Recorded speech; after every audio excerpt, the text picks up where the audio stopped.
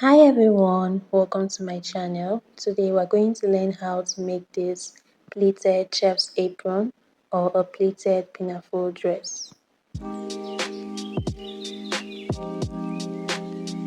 Now when I made this apron, I made both a pink and a black. So for this tutorial, we're going to be using the black one. Now for this tutorial, we're going to start by drafting the up part of the apron, which is also called the bib. So as you all can see, my fabric is on a fold and I have also drafted my start line. So this bib, I want it to be at least 1.5 inch above the chest line. So I placed my tape at exactly at that 1.5 inch and then I went down to 15.5 inches, which is 2 inches above the waistline I'm using plus half an inch allowance. Now I stopped 2 inches above the waistline because we're going to be adding a band on the waistline, which is 2 inches. Now for the width of the bib, I used the nipple to nipple measurements plus 1.5 inch allowance. Now our fabric is on a fold, so nipple to nipple measurement is 4 plus 1.5, that is 5.5 on a fold.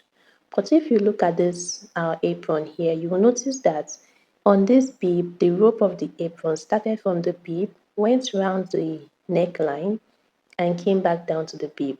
So when determining the width of the bib, we would also take note of how wide we want our rope to be because our rope is also a part of the bib. Now for the width of the rope, I used 1.5 inches, and since we want to use 5.5 for the bib, we are going to use the remaining 4 inches for the bib. So if we're marking our 4 inches, we would also make sure to add our half an inch allowance. But on the measurement now, I'll go ahead and mark 4 inches. Then while cutting the bib, I'll also add my extra half an inch allowance. Now for the down part of the bib, I don't want it to just be straight. I want it to be a bit slanting. So I extended it by 2 inches, which is 6.5 inch for the down. And then I connected both the up and down with a curved line. You can use your hand or a curved ruler. Then on the up part of the bib, I went ahead to add 1 inch, which is going to serve as folding allowance for the hem of the top. And when I was done, I went ahead to cut it out. Now, as you all can see, while cutting, I added my half an inch on the side. And when I was done, I'll just go ahead and notch the midpoint of the bib just to secure it and keep it in place. Yeah. So now we're done with the bib. The first thing we're going to do is to hem the top. And after hemming the top, we'll go ahead and add our rope, which is going to start from the bib all the way around the neck down back to the bib. Now to determine the length of the rope, remember that our bib is starting 1.5 inch above the chest line. So you are going to place your tape round your neck. Make sure that the tape starts at that 1.5 inch and then make sure your measurement stops at that 1.5 inch as well. Now one easy way to do this is to tie a rope on that 1.5 inches so that the rope will guide you on where to start and stop measuring. Now anything you get after measuring, you would also measure the size of the bib, and what you have on the side, you add it to what you get when you measured round your neckline. Okay. Now after measuring and adding the measurements, this is what we have. This is our rope. As you all can see, I've also ironed it. There is half an inch allowance inside before even the fold. As you all can see, there is half an inch and then there's a fold. So on the fold, my rope is 1.5 inches wide, while on full plus both the allowances I added, the rope is 4 inches wide. Now the next thing we're going to do is to bring back our bib as well as our rope so that we can join them together. Now the rope that I made was not enough to accommodate the bib, so I'm going to cut more materials later. Now the next thing we're going to do now is to place our bib inside our rope. But while placing the bib, we'll make sure that we're placing just half an inch, that's the half an inch allowance. And after placing it inside the rope, we'll sew exactly on the edge just to secure it and keep it in place. Now after sewing, this is what we have, and as you all can see, I've also added the extra rope needed. So now we're going to keep this aside so that we can work on the down. Now for the down, it is just pleating, and as you all can see, I've gone ahead to cut out the material needed for the pleats. So if you all notice from the beginning video, my introduction video, you will see that the pleating was a wrap. It wrapped around my back. Now to achieve that, I was working with a waist measurement of 36 inches, but when calculating the material for the pleats, I used 40 inches instead of 36. Now that was what gave it the extra material for the wrap. So if you want to have a video on how to get the exact material for your pleating, I'm going to drop a video on that on the description. So for this pleating now, I want it to be 3 inches, which is why I marked 1.5 inch all around. So for the pleating, I jumped the first line, raised the second line up, and joined that first line to the third line, and I pinned it down. Now this is a box pleating, so whatever you do on one side, you will do an opposite on the other side. So I jumped the first line again, raised the second line up, and joined the first line to the third line and pinned it down. So as you all can see, this is what I'll keep doing until I reach the end of the dress.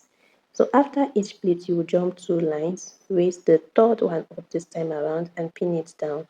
And then for the other side, we're going to jump the first one again, raise the second one up and join that first one to the third one, just like we did in the first pleat. Now I know that this pleating here is not entirely clear, but I have a very detailed video on how to do any kind of pleats, as well as how to calculate the exact material you need for any pleat. Now after pleating, this is what we have. So the next thing we're going to do now is to join the down of this pleat to the top of the dress. Now remember I told you all that I used 40 inches for this pleating, but I forgot to add 1 inch hemming allowance on both sides of this pleating material. So when I was done hemming the sides, my pleating was 37, almost 38 inches instead of 40 inches. The hemming of the sides shortened the length of the pleating for me, but that's totally fine. Now here is the material for the band.